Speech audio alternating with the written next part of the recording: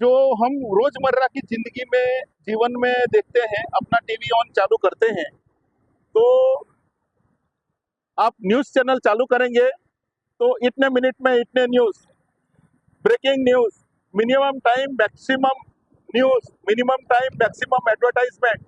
आप टीवी का एक स्क्रीन ले लो तो वर्टिकल में, हॉरिजॉन्टल में, बॉटम में, टॉप में कुछ और चल रहा है और अनाउंसर को और बात कर रहा है।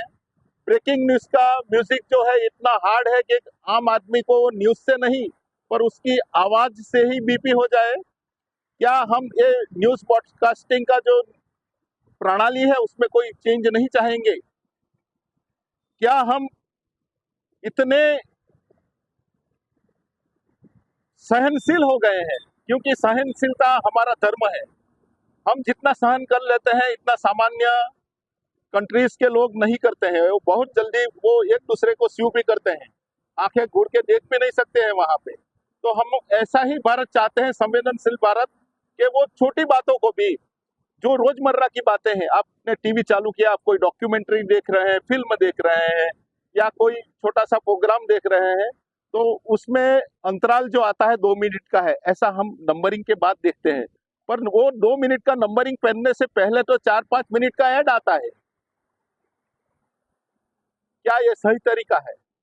क्या हम लोग, या तो हमारा जो मीडिया है या तो हमारा इंफॉर्मेशन और ब्रॉडकास्टर मिनिस्टर है, वो इसके लिए अज्ञान है? क्या उनकी नजर में नहीं है? क्या वो पूरा सिस्टम ऊपर से नीचे तक में जो भी कार्य प्रणाली से ये काम हो रहा है, एडवर्टाइजमेंट का, न्यूज का या तो फेक न्यूज का, जो भी है, तो राइट टू इंफॉर्मेशन में तो ये चीज आती नहीं है। पर मीडिया इतना संदिग्ध क्यों नहीं है, या तो सहन इतना संवेदनशील क्यों नहीं है कि कुछ बातें को रोक लिया जाए, या तो जो भी ब्रॉडकास्टर है उसको अपने स्वयं संचालित नियम में क्यों नहीं है? क्यों वो सिस्टम में दाखिल होके अपनी बातें रखने के लिए, अपनी ज्यादा से ज्यादा एडवर्टाइजमेंट करने के लिए ऐसे प्रयोग करती हैं? तो ये भी एक ऐसा मुद्दा है। मेरे पास जितने भी मुद्दे हैं उसमें विष भरा है, मैं स्वीकार करता हूँ, क्योंकि विषय ही नहीं है, विष है। पर ये विष को हम ऐसे ही फैलते देंगे तो इतने संवेदनशील हम हो जाएंगे कि हमको कुछ भी चलेगा, हम कुछ भी चला लेंगे, हमको सब चलता है। ये सिस्टम आगे वाली, न तो कोई शिक्षण प्रणाली में हम सीखते हैं, ना समाज व्यवस्था में कहीं कोई ऐसा दिशा निर्देश होता है। और जो भी हम एडवर्टाइजमेंट देखते हैं तो सब टाइटल में अलग है, टॉप में अलग है, वर्टिकल में अलग है, और जब भी एडवर्टाइजमेंट आता है तो टीवी का वॉल्यूम भी बढ़ जाता है। ये तो रोजमर्रा की घरेलू आइटम है, घरेलू चीजें हैं जिसके ऊपर हम इग्नोर मारते हैं। हम इग्नोर मारते हैं कि कौन कहेगा, किसको कहेंगे, कहाँ कहेंगे, कैसे रजूआत करेंगे, ये मेरा काम नहीं है, ये उसका काम नहीं है। और हम इसी तबके से, जो अभी 542 सदस्य चुन के भेजे हैं, वो इसी तबके से हैं, तो उनके जहन में भी ये बातें क्यों नहीं आती है, इसके ऊपर कार्य प्रणाली क्यों काम नहीं करती है? या तो व्यवस्थित तरीके से ये काम होना चाहिए कि नहीं होना चाहिए? यह सवाल जितने भी सजग नागरिक हैं उनको है। उनको हमारी, अगर वो अकेले नहीं कर पाते हैं तो निशान के संदर्भ में आए, उनसे जुड़े। हमारा वेबसाइट यहाँ पे है और हमारा ईमेल आईडी भी है, हमारे साथ शेयर करें।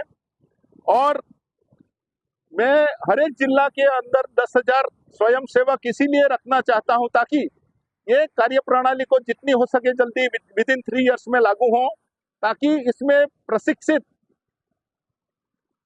नागरिक एक संवेदनशील हो, उसको भारतीयता का नॉलेज हो, भारतीय के नागरिक के बारे में उसको समझ हो, और वो सजग हो कि कुछ गलत बात हो रही है तो उसकी आवाज उठाएं, लोगों को बताएं और उसको कैसे व्यवस्थित किया जाए उसको बारे में समझ दे। ये जरूरी है। हम इसमें बहुत टाइम वेस्ट कर रहे हैं।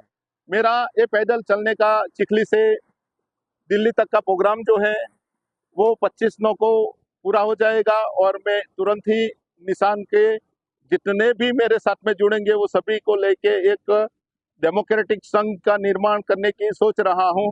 और ये संघ अगले 100 साल तक कम से कम काम करें, व्यवस्थित काम करें, और मेरे भारत को विकसित भारत बनाने में सक्षम, समर्थ और व्यवस्थित करें। धन्यवाद। मैं लास्ट में एक प्रार्थना बोलना चाहूँगा। ओम नमो अरिहंताणाम, ओम नमो सिद्धाणाम, ओम नमो आयर्याणाम, ओम नमो उवज्जाणाम, ओम नमो सव्वसाहूणाम अस्तु।